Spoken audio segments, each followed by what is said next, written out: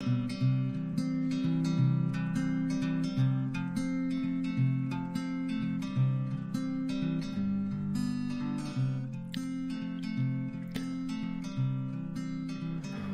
right, come on in, everybody. Welcome back to The Holler. TNHoller.com is where you can find us at the TN Holler on Twitter, Facebook, TikTok, YouTube, Instagram, all that good stuff. We also have hollers hollering all across the state.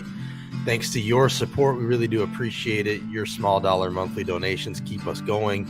Make it $10 a month or so or more, and you will get one of these sweet hats like the one I'm wearing.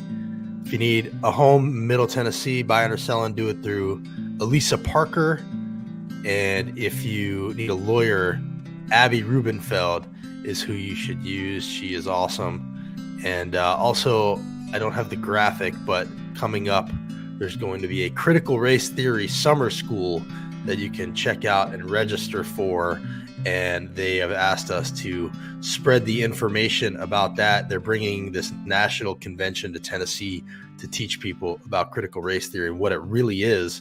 So keep an eye out for that. We will share the information on our feeds soon. We've been talking to a lot of candidates lately, as you've seen. We also have people who are running for re-election. And today we're going to talk to one of those. Senator Heidi Campbell is here to talk to us, somebody that you've probably seen a lot if you follow us. Heidi, how are you today? Doing great. Thanks for having me.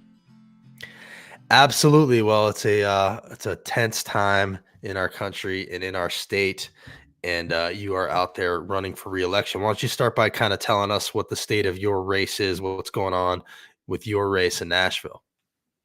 Absolutely. Yeah. So 4 years ago, I flipped this seat from red to blue, and kind of a crazy race. I talked to you then and to Wade Monday, who was with the Holler at that time. It was during COVID. And so we kind of had to reconfigure how we were approaching it. And we turned a red seat blue. And so this seat, even though it was changed in the redistricting a little bit, is still it's still the hardest seat and the most challenging seat in the entire state. And I am running against a guy who is MAGA, self-funding, Christian nationalist, which I talk about a lot because I think we have to really actually call this stuff out for what it is. And so I am not taking it for granted. It's important to me that we hang on to this seat. We want to keep continuing to head in the direction of turning Tennessee more blue. Okay, well, let's touch on that. You mentioned Christian nationalism. I have noticed that you probably more than anybody in the Democratic caucus on either side mentions that. And it's something that we talk about a lot here. What do you mean by Christian nationalism, and like, why should people be so alarmed?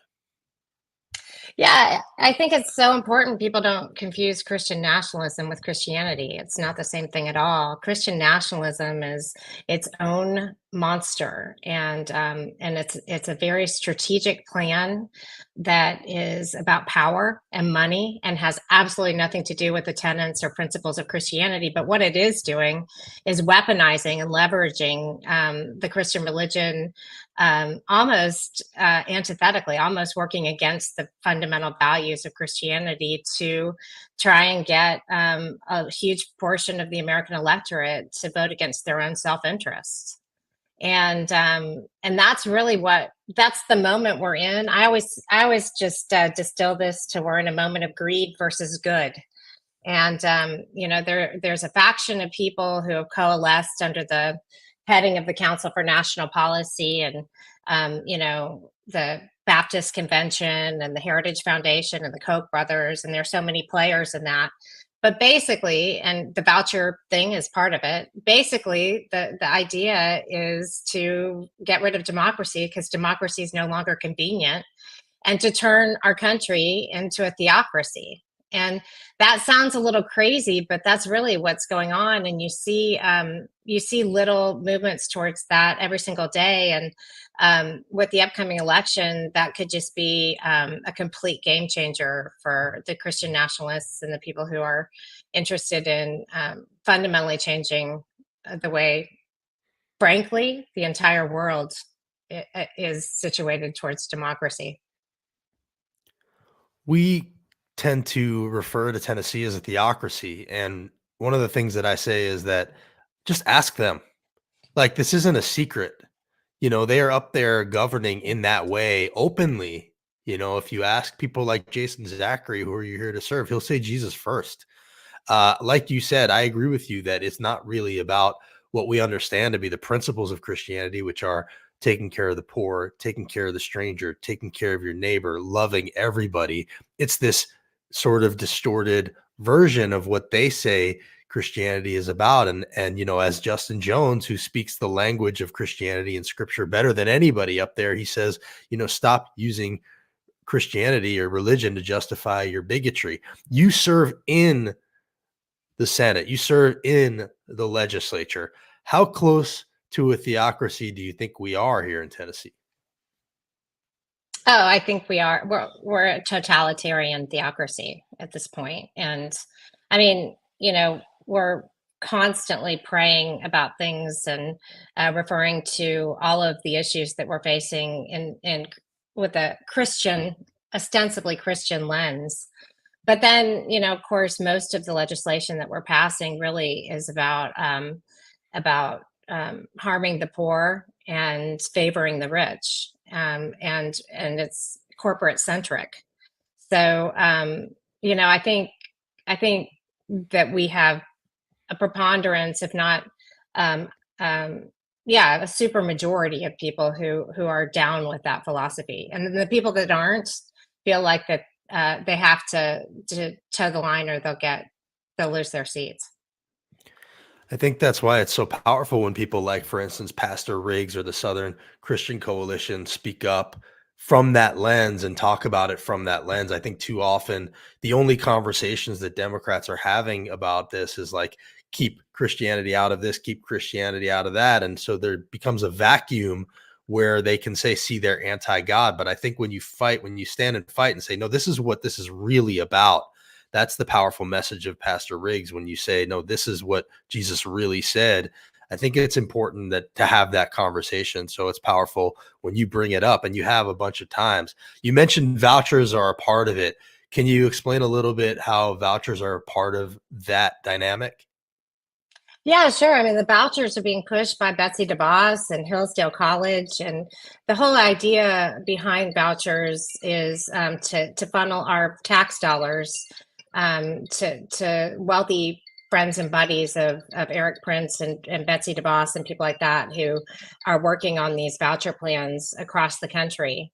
But there is a theological component to that, and we see that with the Hillsdale agenda. I don't know if you've ever taken the time to go look at the Hillsdale agenda and read the class load there, but you were talking earlier about CRT teaching, and this is absolutely revisionism. They call it a classical education, but really what it is, and I should say for people out there who don't know it, that the idea behind the voucher program, particularly in Tennessee, because of the governor, is to bring Hillsdale College in to run schools that will be able to use these vouchers.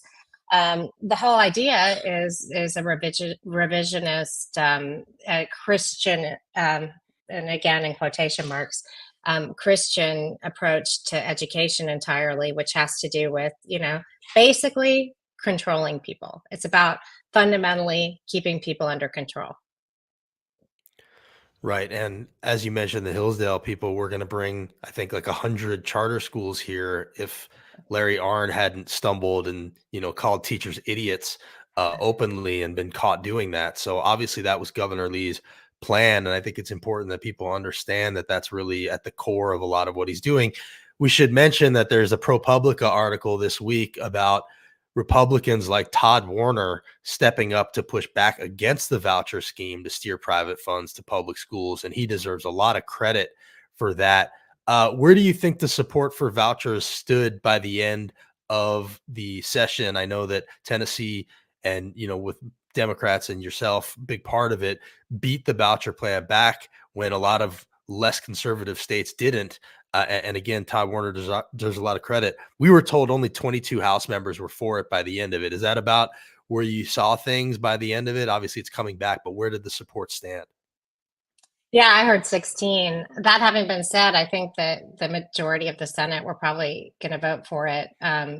Most of those people were in line with it. But first of all, it's coming back. Secondly, we have AFP, the Americans for Prosperity group, have sent people in here. I've heard from people who are getting, answering their door and seeing people, pitching the voucher plan, and those guys are getting paid, they're paying people to fly here and promote the voucher plan. So the governor is planning to come back strong with it next session. It's a difficult lift for him because the majority of Tennesseans are opposed to it. And that's what Todd Warner is proving by refusing to go along with it. And that's admirable. I mean, inevitably, let's remember that we were elected to serve the people of Tennessee. And I think that a lot of people up in the legislature have completely forgotten that.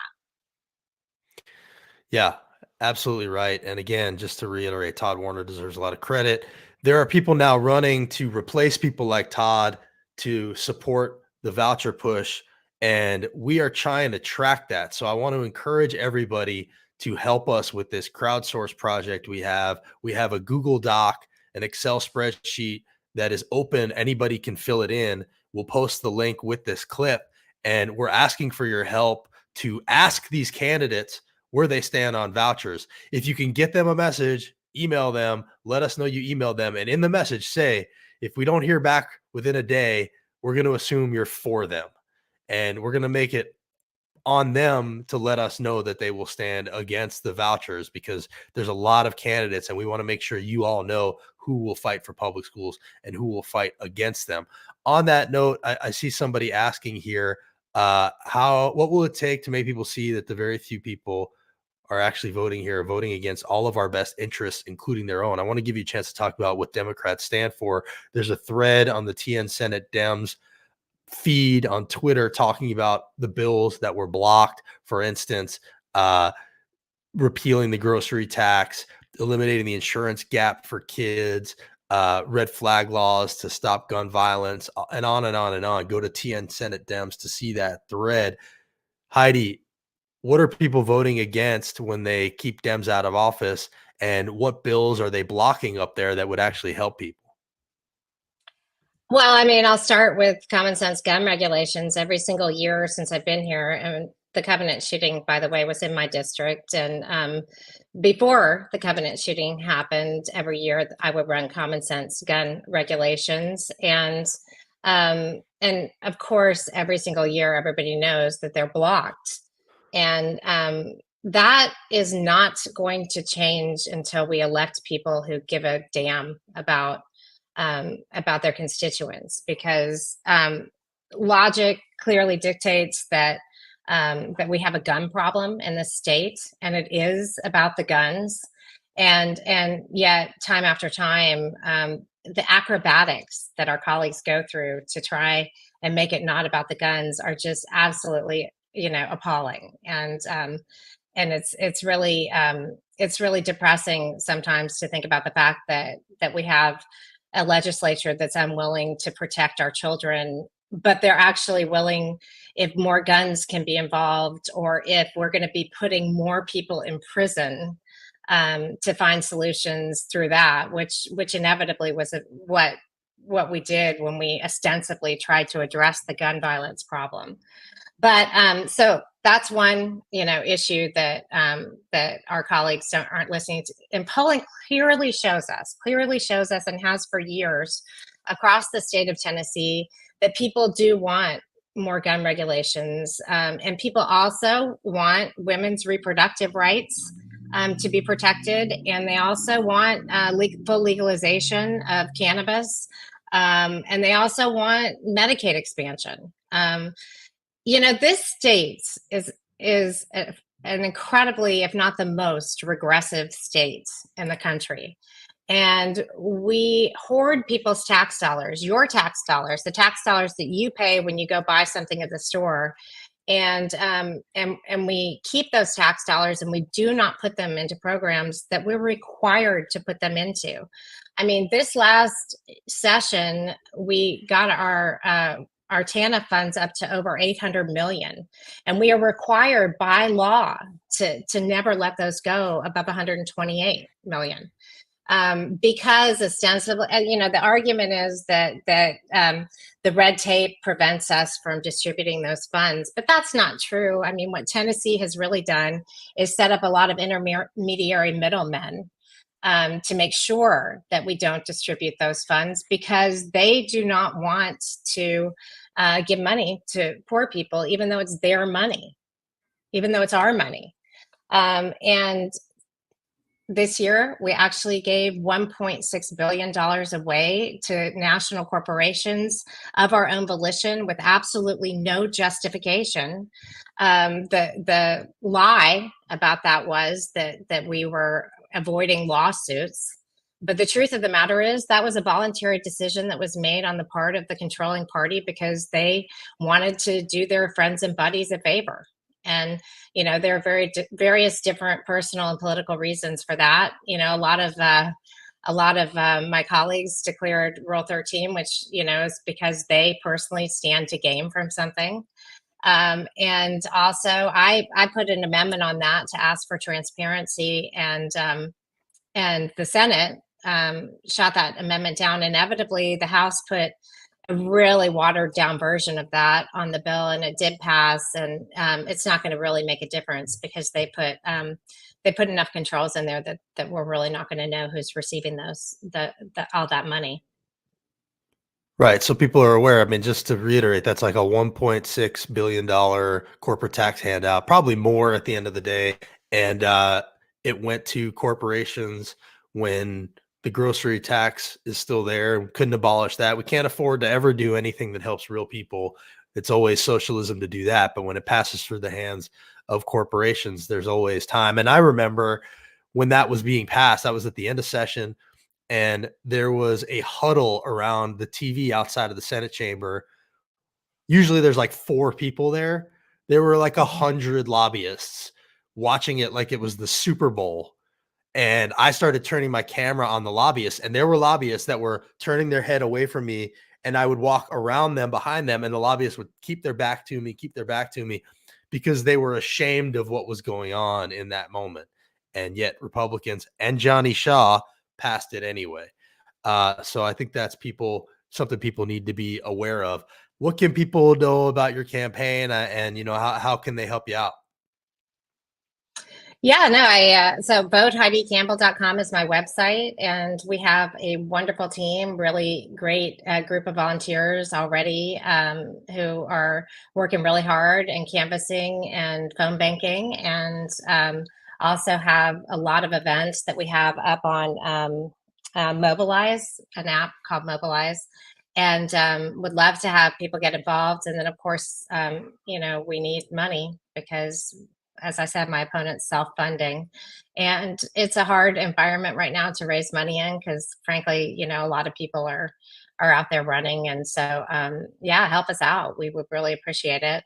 But also, I am not just running for office. I'm the state senator for District 20, and I'm the surrogate senator, as I promised when I ran for Congress, to a lot of other people who don't feel like their senator represents them. So also, my phone number is 615-438-6338. Don't hesitate to text me. You will hear back from me, and I'm happy to help you out if I can. And also, most of my legislative ideas come from conversations with people who are living it. And so I'd love to hear from you if you have ideas about legislation that you think would make the world a better place. Do you happen to have Marsha Blackburn's phone number while we're at it? I don't think she does that, does she? Oh, no, she doesn't. All right. But just one last question. You don't have to answer this, but do you have any thoughts on DebateGate, since that's in the ether right now? What's like your feeling about, where the Democratic Party's headed and the presidency, and, what the party should be doing in this moment? This is such a scary time. I mean, I think maybe people realize what you and I have known. I know because I've had conversations with you about this for a long time, which is that we're facing an existential crisis right now with regards to our democracy, and we ignore that to our peril. And that's a really important message to get out in the state of Tennessee, which is dead last for voter turnout. So this, I think, more so than just being alarming, which it is, illuminated for a lot of people what the stakes are. And I'm very much hoping that regardless of what the outcome is, we all get behind the candidate 100%, because whether we're voting for an administration that supports Biden or we're voting for a candidate that people feel more confident about, it doesn't matter, because we have to vote against Donald Trump. I mean, it is an absolute global existential crisis if Donald Trump gets elected. Senator Heidi Campbell, vote HeidiCampbell.com is where you can support her. Thank you for coming on here. Appreciate it. And let's keep in touch. Awesome. Thank you. Take care. That is Heidi Campbell, again, running for Senate in Nashville against who she says is a pretty MAGA candidate. So check out her website. Here we are a few days later. I jumped on here a few days back, and it was, I think, the morning after the debate. And my feeling then was, at the very least, it was a conversation that was worth having. And I still feel that way. So, I see a lot of people kind of attacking the people that are saying that maybe it's worth replacing Biden or encouraging a different candidate. And they're sort of shouting down the conversation. And I don't know how I feel one way or the other about which way to go. All I know is the only question to be asking right now is what Heidi Campbell just said. How do you stop Donald Trump? That's the question. And I think everybody who's involved in this conversation wants the same thing. And so we need to have some grace for each other in that conversation. If it ends up being President Biden, that is the scepter of that, then great. If it's somebody else, okay. Got to support whoever that is, because stopping Donald Trump is the main thing. But I also think it is valid to have this conversation. So, I'm going to keep bringing it up in this moment until it's not a conversation anymore, because, working backwards from who stops Trump, I think it's important that we at least weigh this. And, if Joe Biden comes out today and says, it's going to be me, I'm not going anywhere, then at least that solves the question. He hasn't really done that yet. And he also hasn't really gotten in front of cameras and dispelled the notion that it was one bad night, which you could have done that with one press conference, one media scrum where we watch you think on your feet. I don't think these speeches where he's reading from a prompter is going to do that. And, I would like to see that happen as much as anybody. Like, even the never Trump people who are like Republicans, they're not against Biden.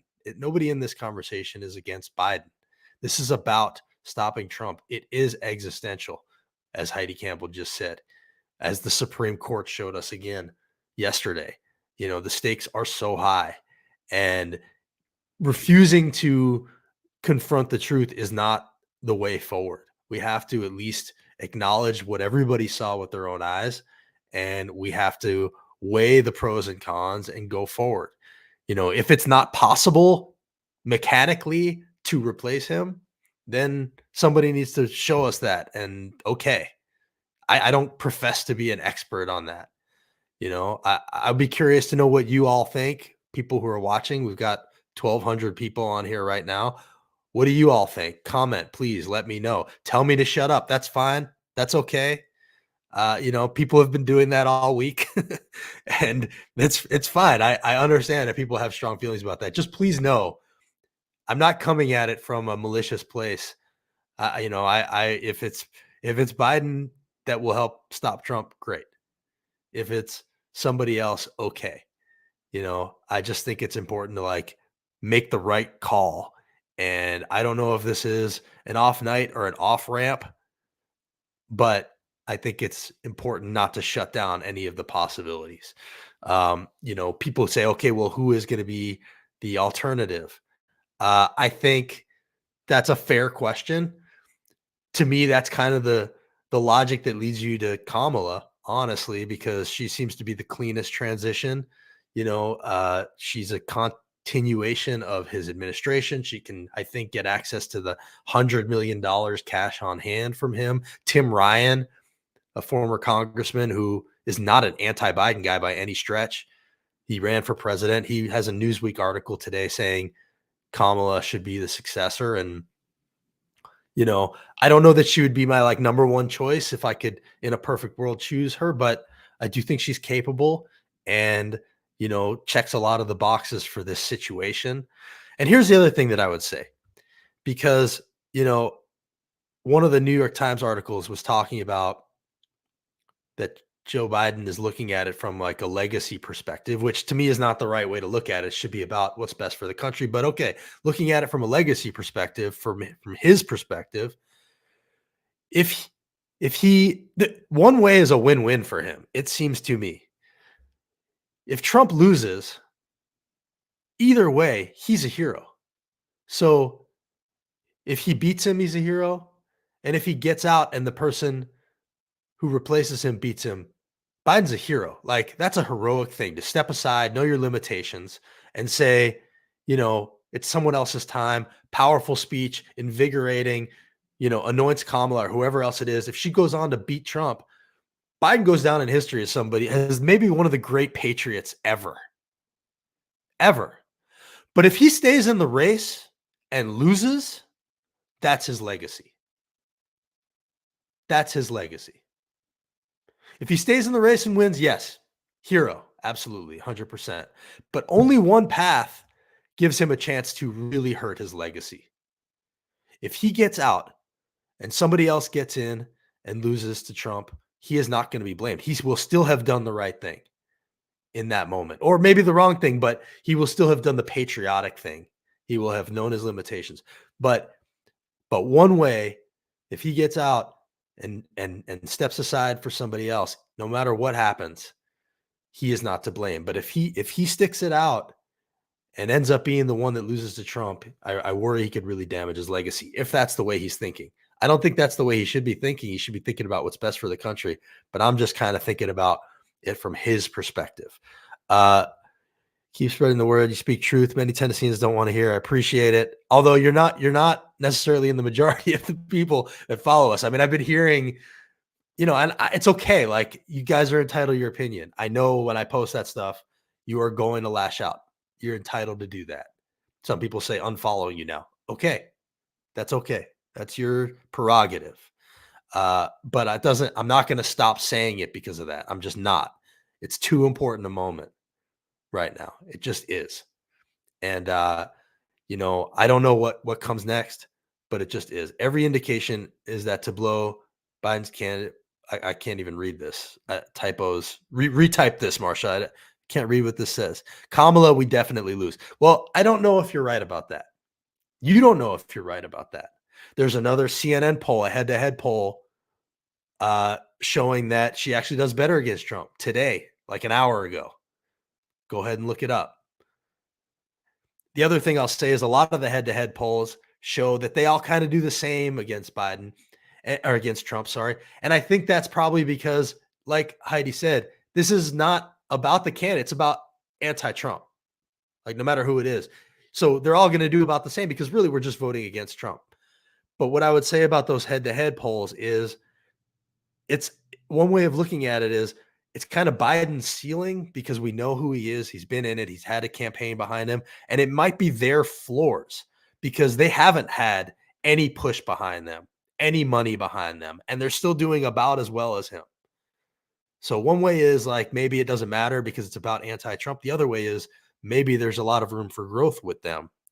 I'm just saying. I don't know how I feel. I really don't. The only thing I can tell you is I feel that the question should be what's best for the country, who beats Trump. That's all I care about. And that's all anybody in this conversation cares about. And so don't attack the people that are trying to game this out. And if Biden came out today, had a press conference, answered a bunch of questions, thought on his feet, showed us it was an off night, I'd shut up. Everybody would shut up. But he hasn't done it. It's been 5 days, 6 days. And I think that kind of tells us a lot about the way that the people around him are thinking this out. So I hope he does it today. I hope he does it soon. I'm not trying to like split everything apart, but I also don't think it's fair to say that this isn't a conversation right now after what we all saw with our own eyes. That's all I'm saying. I'm voting for President Biden. I feel confident voting Biden Harris again. Great. I would too. You know, I'm not saying that don't vote for him. Like, not saying that.